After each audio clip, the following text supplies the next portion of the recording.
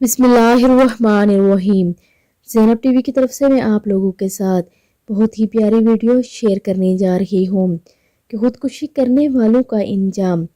رسول کریم صلی اللہ علیہ وآلہ وسلم نے ارشاد فرمایا کہ جس نے اپنے آپ کو لوہے کے ہتھیار سے قتل کیا تو وہ ہتھیار اس کے ہاتھ میں ہوگا، وہ ہمیشہ ہمیشہ کے لیے جہنم کی آگ میں رہے گا، اسے اپنے پیٹ میں گھونپتا رہے گا۔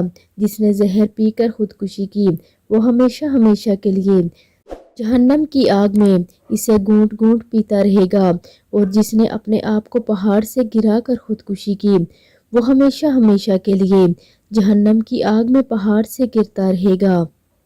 یہ ہے خودکشی کرنے والوں کا انجام۔